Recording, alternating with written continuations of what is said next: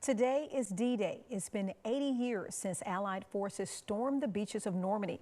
After years of planning an invasion of Northwest Europe, the Allies finally made their move on June 6, 1944. By the end of August, German troops had retreated. That makes D-Day a massive but costly success that turned the tide of the war and changed history.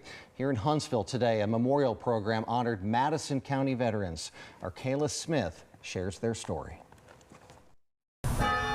21 bell tolls representing military honors rang over Huntsville on Thursday as people gathered inside the Episcopal Church of the Nativity.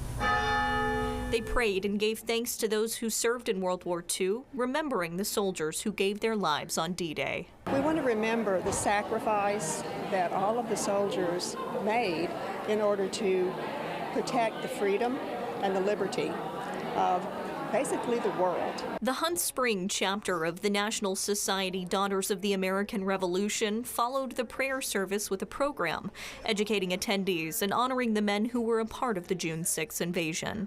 It took my father from a small town in North Carolina to deep inside Germany with experiences that he would remember for the rest of his life. David Lilly's father joined the National Guard, was called to serve in World War II, and spent 5 years in the Army. He never talked a lot about it, but I got bits and pieces of it from him. And I got other stories from some of my other relatives that fought.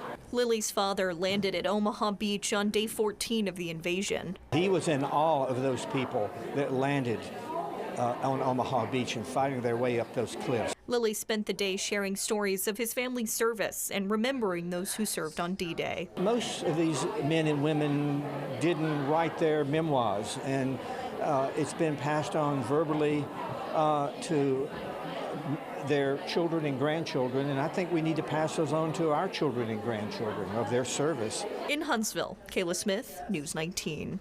Hunts Spring chapter of the National Society DAR is compiling records of the men from Madison County who served in the war, and they hope to continue sharing their stories in future years.